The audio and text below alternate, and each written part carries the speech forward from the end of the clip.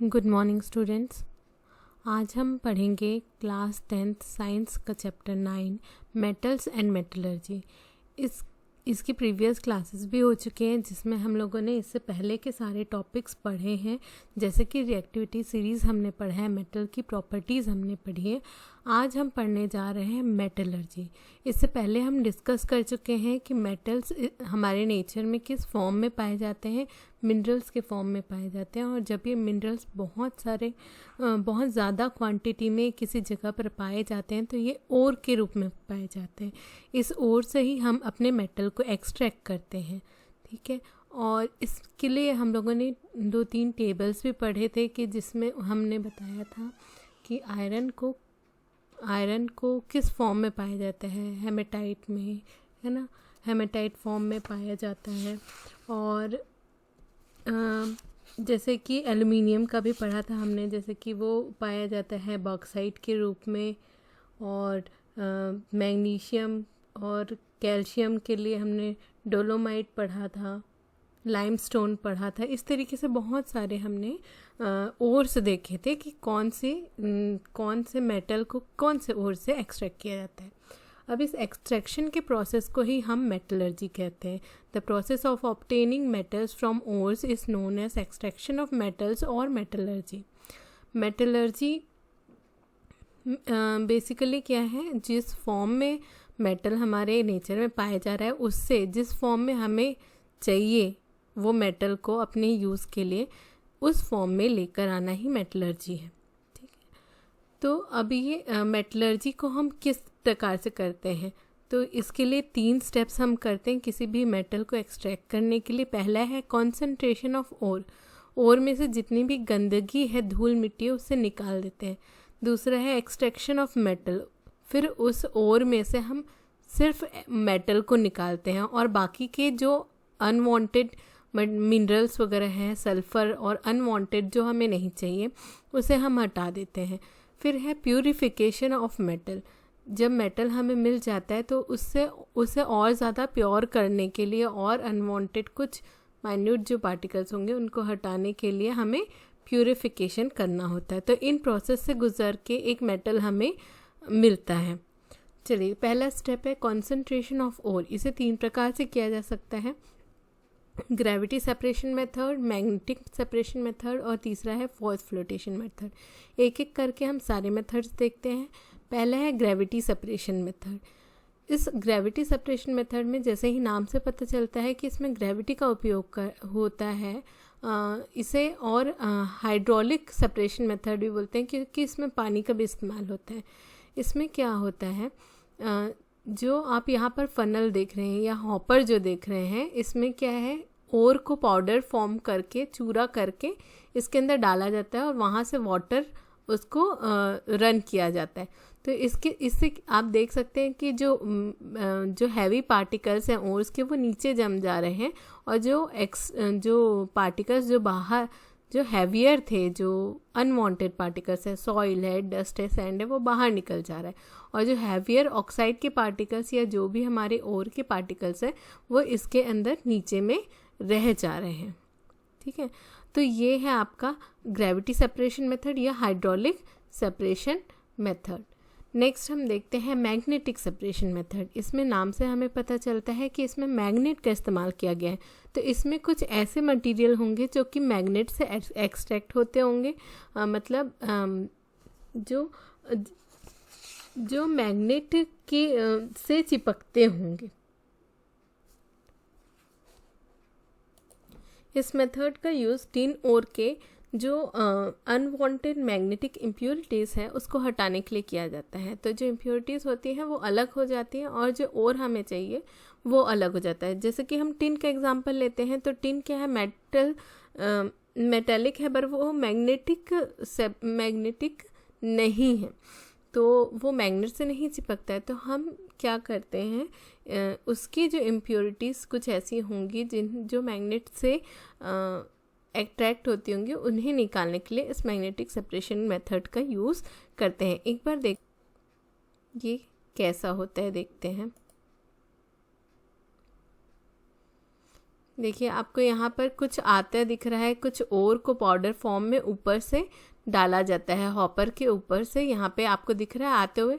अब इसमें यहाँ पर जो डस्ट जैसा दिख रहा है, कुछ पार्टिकल जो है फेंका रहे हैं और कुछ पार्टिकल यहाँ अंदर में आप देख सकते हैं कि वो नीचे की ओर दिख रहे हैं आपको। जैसे यहाँ पे आपको कुछ पार्टिकल्स दिख रहे हैं, ये अलग है। और इसके बाद आप आगे देखते हैं तो ये ड्रम से रोल हो करके जो मैग्नेट से अट्रैक्ट नहीं हो रहे हैं वो बाहर हैं, और जो ड्रम से अट्रैक्ट हो रहे हैं इस पॉइंट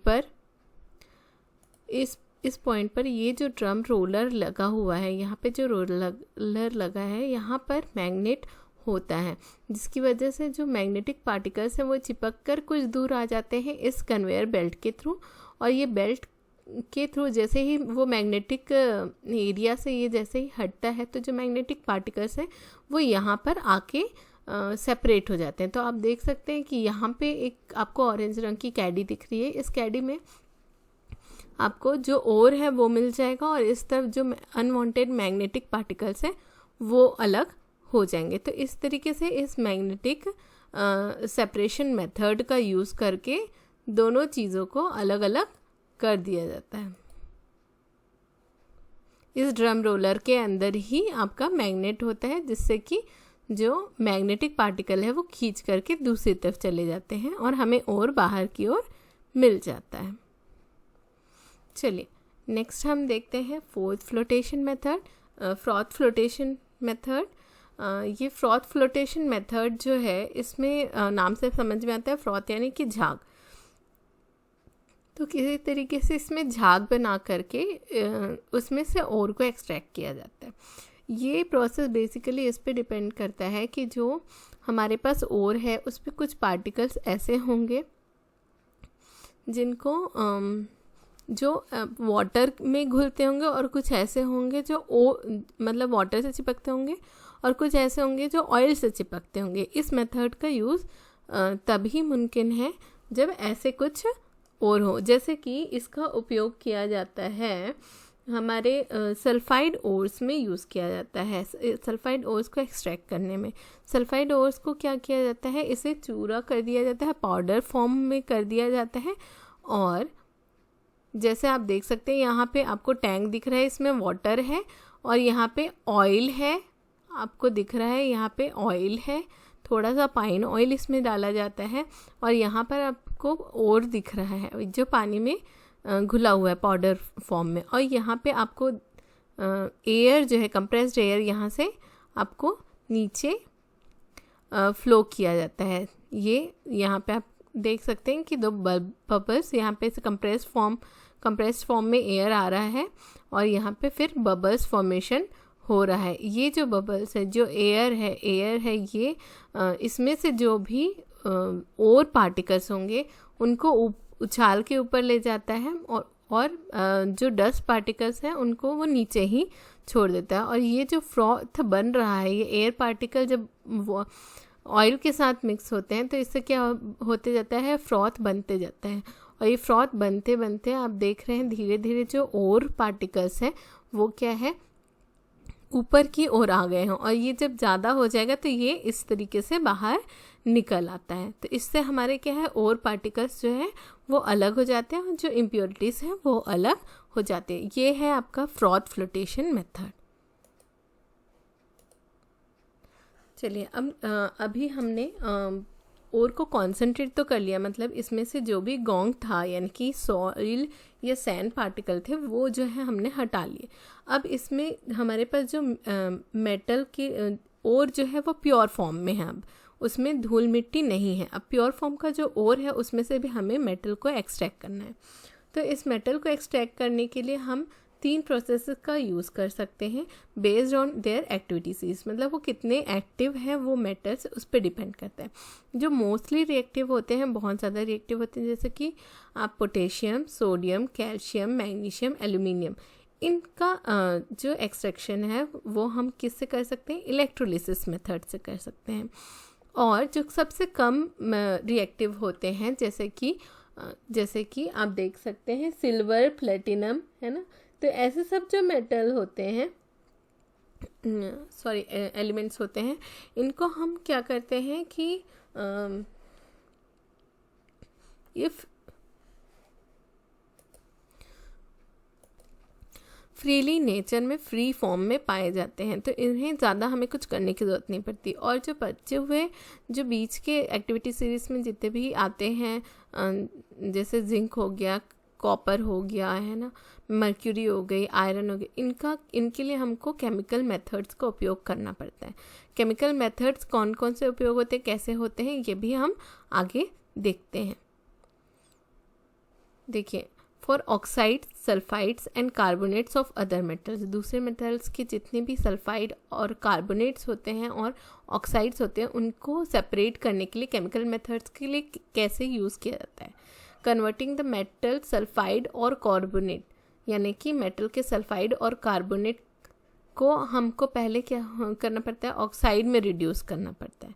ठीक है, तो ऑक्साइड में रिड्यूस करने के लिए हम पहले करते हैं रोस्टिंग, यानी कि उसे भूनते हैं, और होता है उसके बाद होता है कैल्सिनेशन।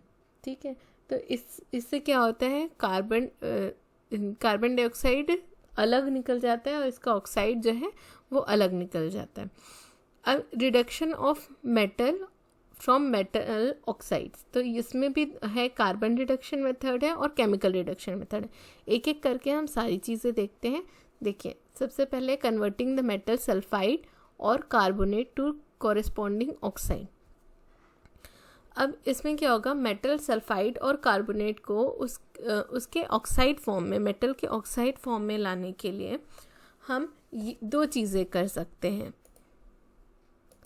एक होता है रोस्टिंग और दूसरा होता है कैल्सिनेशन। ठीक है, हीटिंग ऑफ कॉन्सेंट्रेटेड सल्फाइड और, कंसनट्रेटेड सल्फाइड और, देख रहे हैं यहाँ पे सल्फर लगा हुआ है, सल्फाइड। ठीक है, सल्फाइड और होगा तो उसको उसके थोड़े से मेल्टिंग पॉइंट के थोड़े और नीचे ला करके उसे जब हम गर्म करते हैं, यानी कि वो टोटल पिघलना नहीं चाहिए, हल्का भूनते हैं, जैसे हम हिंदी में बोलें तो भूनते हैं, in presence of air, air यानी कि ऑक्सीजन की प्रेजेंस में। तो ऑक्सीजन के प्रेजेंस में भूनते हैं तो ये ऑक्सीजन जो है वो क्या करता है, सल्फ़र के साथ रिएक्ट कर जाता है और सल्फ़र डाइऑक्साइड जो है वो गैसियस स्टेट में बाहर निकल आता है। ठीक है, और इसकी जो भी इम्प्योरिटीज़ हैं, यानी कि ये जिंक हम निकाल रहे हैं, तो इसमें जो भी इम्प्योरिटीज़ हैं वो क्या है, बाहर निकल आती हैं। और इसका ये जो है इम्प्योरिटी, यानी कि यहाँ पे सल्फ़र जो था वो बाहर निकल आया और इसका मेटल का ऑक्साइड फॉर्म हमें मिल जाता है। तो इस तरीके से आपको ये मेटल ऑक्साइड मिल जाता है। हमारा गोल तो यही था कि यहाँ पे इसे मेटल ऑक्साइड में हम कन्वर्ट कर लें। नेक्स्ट है कॉन्सेंट्रेटेड ओर को मेल्टिंग पॉइंट से थोड़ा नीचे, यानी हल्का सा ही, इन एब्सेंस ऑफ ऑक्सीजन। हम देख रहे थे कि अगर हम प्रेजेंस ऑफ ऑक्सीजन में करेंगे, प्रेजेंस ऑफ ऑक्सीजन मतलब कि हवा का उपयोग करते हुए, तो वहाँ पर क्या हो रहा था, रोस्टिंग कहते हैं। और जब हम हवा का प्रयोग नहीं करते, यानी कि ऑक्सीजन का प्रयोग नहीं करते हैं, तो वहाँ पर हम इसे क्या कहते हैं, कैल्सिनेशन कहते हैं। जैसे कि इस मेथड में क्या होता है, कार्बोनेट ओर को हम निकाल सकते हैं। हमने यहाँ पर देखा कि सल्फाइड ओर को हम ऑक्सीजन के प्रेजेंस में भूनते हैं तो उससे हमें मेटल ऑक्साइड निकल जाता है और हमारा सल्फर डाइऑक्साइड जो है वो गैसियस स्टेट में बाहर निकल आता है।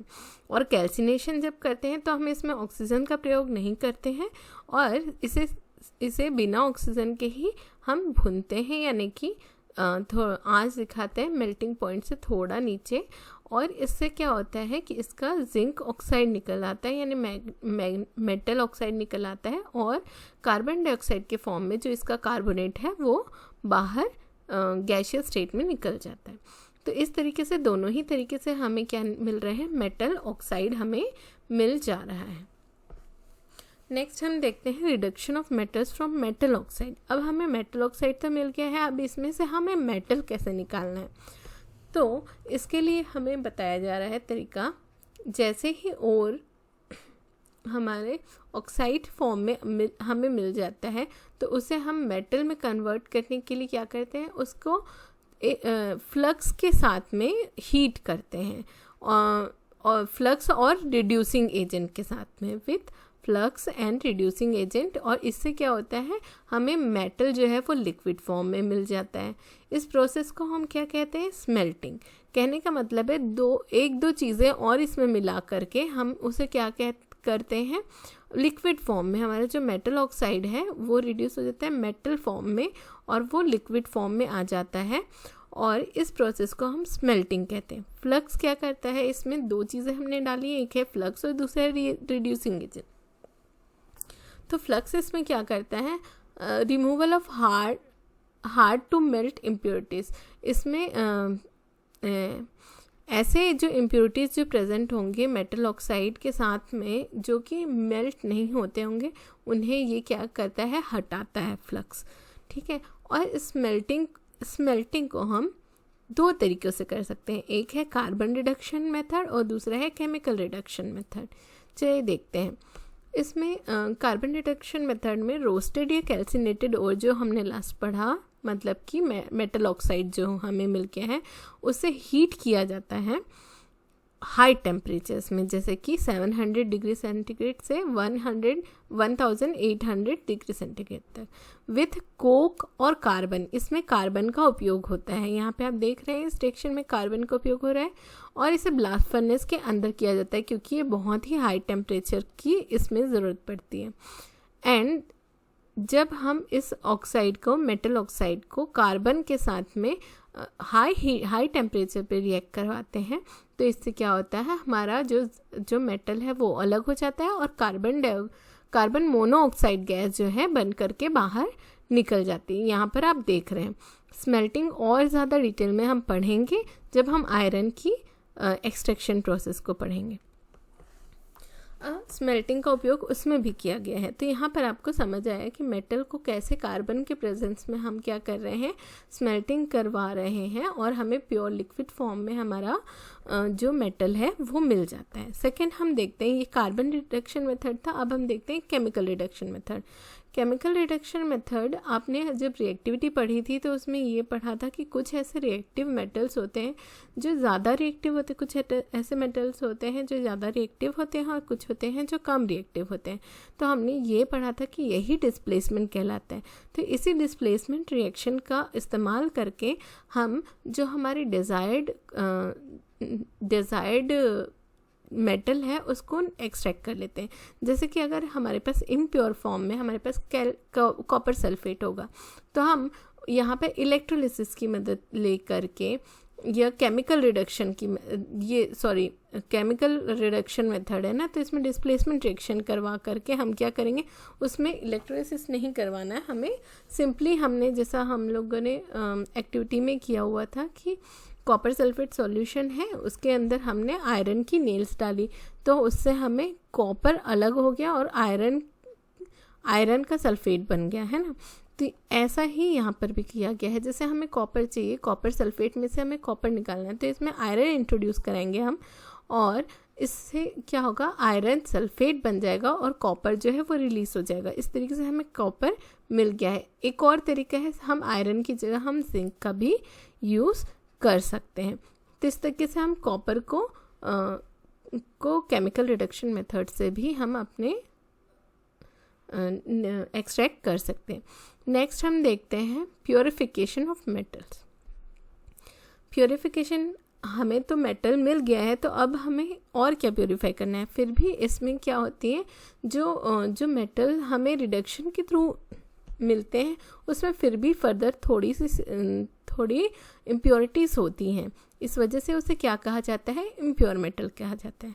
अब इस इम्प्योर मेटल को और ज़्यादा प्योर करने के लिए, और ज़्यादा प्योर फॉर्म ऑफ मेटल करने के लिए हम जो प्रोसेस करते हैं उसे क्या कहते हैं, purification of metal.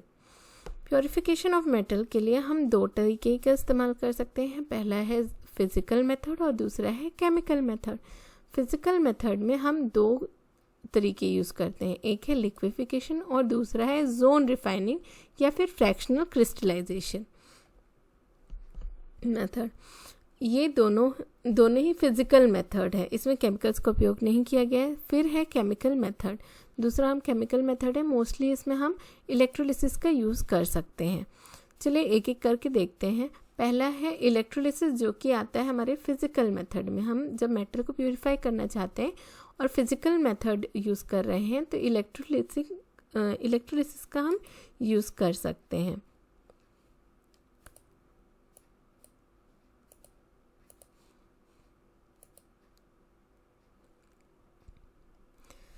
Electrolytic refining इसे ही कहा गया है।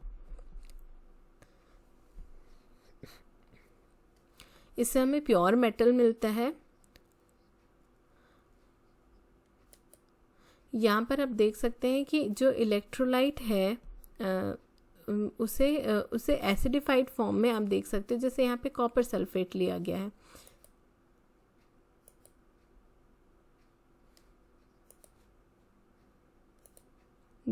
जैसे हमें अगर यहाँ पे कॉपर सल्फेट अगर हमें यहाँ पे कॉपर निकालना है, जैसे कि अगर हमें कॉपर निकालना है तो हम क्या करेंगे, जो इम्प्योर कॉपर है उसका हम एनोड बनाएंगे। एनोड जो है पॉजिटिव एंड से, बैटरी की पॉजिटिव एंड से कनेक्टेड रहता है, और कैथोड जो होगा वो प्योर कॉपर का होगा जो कि नेगेटिव एंड से कनेक्टेड होगा। और चूँकि हमें कॉपर निकालना है इसलिए जो इलेक्ट्रोलाइट हम ले रहे हैं यहाँ पर वो है कॉपर सल्फेट का।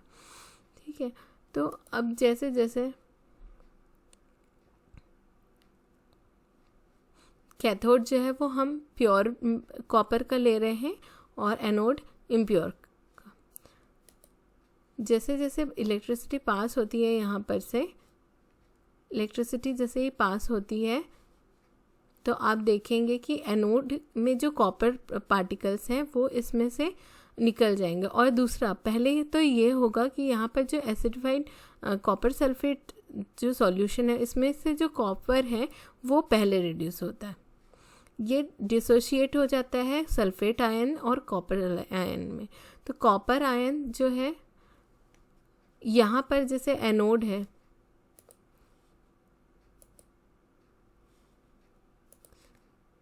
वो क्या है बाहर निकल आता है, एनोड जो है वो बाहर निकल आता है, और मतलब एनोड में जो कॉपर है वो बाहर निकलता है अपने 2 इलेक्ट्रॉन्स इधर छोड़ करके। तो इसके साथ में आप देख रहे हैं धीरे धीरे यहाँ पर से इम्प्योरिटी आपकी निकलती जा रही, क्योंकि यहाँ पे से कॉपर आयंस जो हैं वो निकलते जा रहे हैं। तो उसके साथ में जो इम्प्योरिटीज़ होंगी वो क्या है, जो मड के रूप में, एनोड मड के रूप में बाहर निकलती जा रही है। जो कॉपर आयन बाहर निकला है वो क्या होता है, प्योर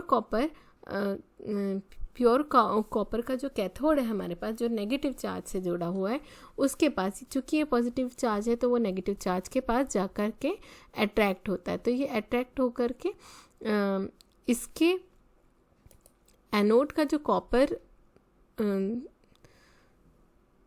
एनोड के जो कॉपर है वहाँ पर जाकर वो उसके इलेक्ट्रॉन्स के साथ में जाकर के अटैच हो जाता है। तो इस तरीके से आप देखते हैं कि कॉपर, जो इम्प्योर कॉपर का जो साइड था वो पूरी तरीके से वो क्या है कम होते जा रहा है, और जो प्योर जितने भी कॉपर पार्टिकल्स है वो कैथोड में आकर के जमते जा रहे हैं, एनोड से निकल करके कैथोड में जमते जा रहे हैं।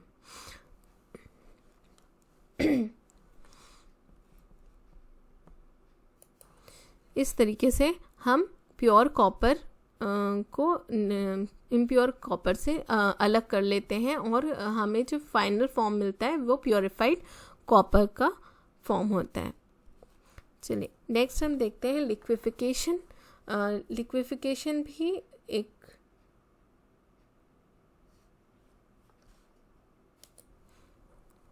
फिज़िकल मेथड है, और हमने केमिकल मेथड में देखा कि कैसे इलेक्ट्रोलिसिस का इस्तेमाल किया गया और कॉपर को निकाला गया, बट फिज़िकल मेथड भी उतने ही इम्पॉर्टेंट है। फिज़िकल मेथड में हम देखते हैं लिक्विफिकेशन। इसमें क्या होता है, एक इम्प्योर मेटल जैसे यहाँ पर आपको दिख रहा है वो इस हॉपर से बाहर निकलते जाता है। इस लिक्विफिकेशन मेथड में जो मेटल है उसे ऊपर से यहाँ से थोड़ी हीट दी जाती है नीचे से, और ऊपर से सिर्फ एक स्लोपिंग हर्थ के थ्रू उसे पास कराया जाता है। तो उससे क्या होता है, जो इम्प्योरिटीज़ होती है वो क्या है यहाँ पर इकट्ठा हो जाती है, बीच में इकट्ठा हो जाती है, और जो प्योर मेटल है केवल वही जो है वो पास हो पाता है। ये तभी संभव है जब यहाँ पर आप देखेंगे कि ऐसी इम्प्योरिटीज़ हों जो कि जिसका हीट से कुछ इफ़ेक्ट होता हो, तो आपको प्योर मेटल यहाँ पर मिल जाएगा। तो इसे हम लिक्विफिकेशन कहते हैं। नेक्स्ट हम देखते हैं जोन रिफाइनिंग या फ्रैक्शन क्रिस्टलाइजेशन मेथड। इस मेथड में आप देखेंगे कि ऐसा, जैसे हम यहाँ पे जर्मेनियम का एग्जांपल ले रहे हैं, हम और दूसरे मेथड का भी इसमें यूज़ किया जाता है। हम यहाँ पे एक एग्जांपल लेते हैं जर्मेनियम रॉड का। यहाँ पे एक मेटल रॉड है, ऐसा हम देख रहे हैं, और इसके बीच में आपको कुछ गोल सा दिख रहा है। ये क्या है? एक्चुअली हीटर है। ये एक सर्कुलर हीटर है। ये सर्कुलर हीटर जैसे ही इस रॉड के थ्रू पास होते जाता है, तो जो भी इसकी इम्प्योरिटीज़ हैं वो क्या होती है कि पिघल करके इस हीटर के साथ ही नीचे आती जाती हैं, और इस तरीके से इम्प्योरिटीज़ जो है वो लास्ट में या तो निकल जाती हैं या तो उसे काट करके निकाल दिया जाता है। इस तरीके से ये चलता है। ये सर्कुलर हीटर दिख रहा है और ये आपको प्योर जर्मेनियम की रॉड दिख रही है। ये एक इनर्ट एटमॉस्फेयर में रखा जाता है। इसे जो भी इम्प्योरिटीज़ होती है वो मेल्ट हो जाती हैं, और ऊपर आप देख सकते हैं कि प्योर रॉड दिख रहा है जर्मेनियम का, और जितना भी जो इम्प्योरिटीज़ थी वो इसके साथ बाहर निकलती जा रही हैं। ऐसे 2 से 3 मतलब और कई राउंड्स ऐसे की जाती है ताकि जितनी भी इम्प्योरिटीज़ हों बाहर निकल जाए। नेक्स्ट हम लोग देखते हैं आयरन के बारे में। हमें एक मेटल का एक्सट्रैक्शन इसमें हमारे कोर्स में है जो कि है आयरन। आयरन का क्या इम्पोर्टेंस है? छत्तीसगढ़ में बहुत ही ज़्यादा आयरन का एक्सट्रैक्शन और उसकी प्रोसेसिंग की जाती है। इस वजह से ये इम्पोर्टेंट है, और मोस्टली अभी जो यूजेस होते हैं वो आयरन के ही होते हैं। Iron has played a prominent role in the human civilization, and iron age was the longest lasting historic era. Iron age काफ़ी समय तक चला क्योंकि आयरन का बहुत ही ज़्यादा चीज़ों में इस्तेमाल किया जाता है। आयरन क्या है? एक एक्टिव मेटल है, मतलब ये काफ़ी रिएक्टिव मेटल है, और ये नेचर में अदर एलिमेंट्स के साथ उनके कॉम्बिनेशन में पाया जाता है। जैसे कि हेमेटाइट में ऑक्साइड फॉर्म पाया जाता है, मैग्नेटाइट में भी ऑक्साइड फॉर्म पाया जाता है, सिडराइट में कार्बोनेट फॉर्म पाया जाता है, आयरन पायराइट में सल्फाइड फॉर्म पाया जाता है। तो ये आपके अदर एग्जांपल्स हैं जिस फॉर्म में ये नेचर में पाया जाता है। यानी कि आयरन के जो ओर्स होते हैं वो कौन कौन से होते हैं? हेमेटाइट, मैग्नेटाइट, सिडराइट और पायराइट। अब मेटलर्जी पढ़ते हैं हम कि आयरन को कैसे एक्सट्रैक्ट किया जाता है। जैसे यहाँ पे हम छत्तीसगढ़ में हैं तो छत्तीसगढ़ की बात चल रही है, तो यहाँ पे मोस्टली क्या है? हेमेटाइट Fe2O3 ही जो आयरन ओर है मोस्ट कॉमनली फाउंड है। मतलब छत्तीसगढ़ में बहुत ज़्यादा इसी फॉर्म में आयरन पाया जाता है, आयरन ओर पाया जाता है। अब ये आयरन कहाँ से मिलता है? हमें माइंस से मिलता है। उसके बाद हम इसे क्या करते हैं? इसे क्रश कर देते हैं फाइन पाउडर के फॉर्म में with the help of crusher या फिर स्टैम्प मिल। ये बहुत बड़े बड़े मिल्स होते हैं या क्रशर्स होते हैं, उनके अंदर इन्हें क्रश कर दिया जाता है और इसको कॉन्सेंट्रेट किया जाता है। इस ओर को कॉन्सेंट्रेट करने के लिए हम ग्रेविटेशनल सेपरेशन मेथड जो हमने प्रीवियसली पढ़ा है उसका उपयोग करते हैं। फिर देखते हैं हम कि अब हमारे पास कंसंट्रेशन तो हो गया है ओर का, उसमें से जितनी भी गॉन्ग मटीरियल्स थे वो तो निकल गए हैं। अब इसे हमें क्या करना पड़ेगा? उसके ऑक्साइड फॉर्म में लाना पड़ेगा। तो ओर को हम ऑक्साइड फॉर्म में करने के लिए हम ओर को रोस्ट करते हैं, आयरन के ओर को रोस्ट करते हैं, और इससे जो इम्प्योरिटीज़ हैं जैसे कि आर्सेनिक है या सल्फ़र है वो क्या होता है? कन्वर्ट हो जाता है गैसियस फॉर्म में। तो आयरन के साथ में जो आर्सेनिक था या सल्फ़र था वो ऑक्सीजन के प्रेजेंस में हीट करने से यानी कि रोस्ट करने से ये क्या हो जा रहा है? गैसियस स्टेट में निकल जा रहा है। तो और क्या हो जाता है? पोरस हो जाता है। पोरस यानी उसमें काफ़ी छेद आ जाते हैं बहुत, और वो फैसिलिटेटिंग हो जाता है रिडक्शन के लिए। रिडक्शन के लिए वो मेटल जो है वो तैयार हो जाता है। अब इसमें क्या है, जो मेनली जो इम्प्योरिटी पाई जाती है यहाँ के हेमेटाइट में वो है सैंड। ठीक है, तो उसे रिमूव करने के लिए हम कैल्शियम कार्बोनेट का यूज़ करते हैं, यानी कि कार्बन रिडक्शन मेथड का यूज़ करते हैं और इसकी स्मेल्टिंग की जाती है। तो रिडक्शन के लिए जब हम स्मेल्टिंग का उपयोग कर रहे हैं तो इसमें कैल्शियम कार्बोनेट का इस्तेमाल कर रहे हैं और फ्लक्स के रूप में हम कोक का यूज़ कर रहे हैं।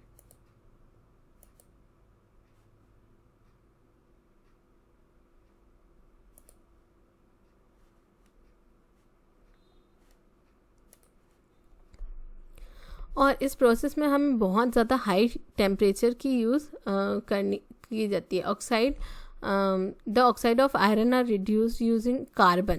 यहाँ पे हम कोक या एंथ्रासाइट का इस्तेमाल कर रहे हैं और इसमें बहुत ज़्यादा हाई टेम्परेचर हमें चाहिए 1800 डिग्री सेल्सियस।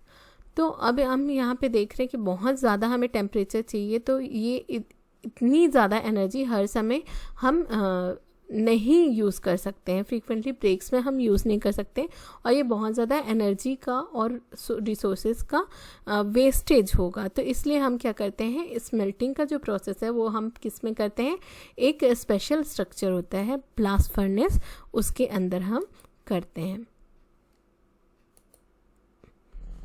ये हम देख सकते हैं ब्लास्ट फर्नेस में लाइमस्टोन डाला जा रहा है और जो ऑक्साइड्स ऑफ आयरन जो हमारा जो ओर है उसका रिडक्शन, उसकी स्मेल्टिंग करने के लिए इसका कैल्सिनेशन कर रहे हैं और लाइमस्टोन डाला जा रहा है, इसमें कोक डाला जा रहा है। ये आपका ब्लास्ट फर्नेस है, यहाँ से आपके हॉट एयर ऊपर की तरफ जाता है और जिससे कि कोक जो है वो बर्न हो जाता है। हॉट एयर जो है वो बहुत ज़्यादा हाई टेम्परेचर इसमें दिया जाता है और जैसे कि कोक बर्न होता है तो जो पर्टिकुलर हमें जो जितना भी टेम्परेचर चाहिए वो तो हमें मिलता ही है, पर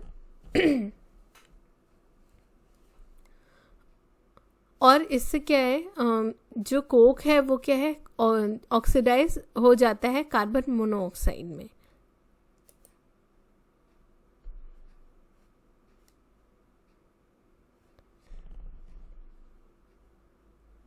अब इससे क्या है, ये जो हीट है इससे जितने भी आपके जो आयरन के पार्टिकल्स हैं, चाहे वो मतलब आयरन ओर के पार्टिकल्स, चाहे वो हेमेटाइट हो चाहे वो हॉट टेम्परेचर इसको मिलता है, तो कार्बन मोनोऑक्साइड और जो हीट है ये दोनों ही जो है अपर पार्ट में मूव करते जाते हैं और इससे क्या होता है, टेम्परेचर क्या है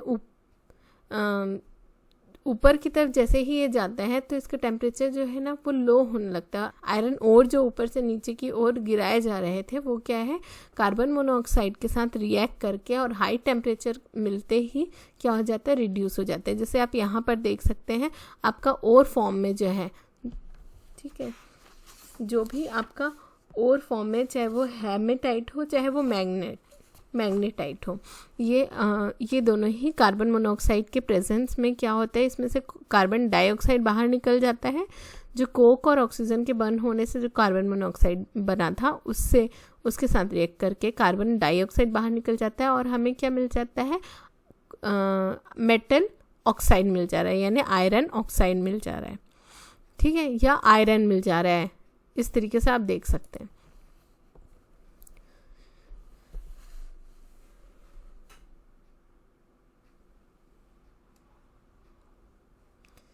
अब इसमें क्या होता है, लाइमस्टोन भी जो है वो जो हमने डाला था उसको वो भी डिकम्पोज हो जाता है।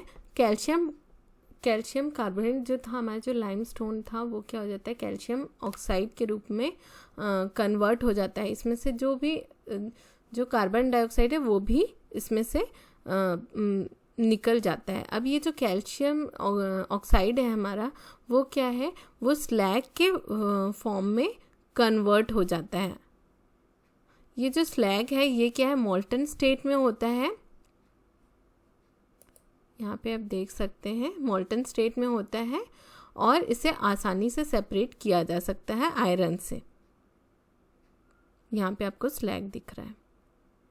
यहाँ पर जो भी सिलिकेट इम्प्योरिटीज़ होती हैं हमारे ओर में, वो क्या होते हैं, वो भी निकल जाती हैं। किस फॉर्म में? जब ये कैल्शियम ऑक्साइड जो है वो स्लैग के साथ रिएक्ट करता है, तो इससे जितनी इम्प्योरिटीज़ थी आप देख सकते हैं कि निकल जाती है। और जो प्योर आयरन है वो हमें एक तरफ मिल जाता है। और जो मोल्टन फॉर्म में स्लैग भी है, ये क्या होता है, ये हल्का होता है, तो ये ऊपर की तरफ रहता है, तो उसको आसानी से निकाल सकते हैं। तो ऊपर की तरफ जितना है स्लैग वो आसानी से बह जाएगा, और नीचे जो डेंस हमारा आयरन है वो नीचे रह जाएगा।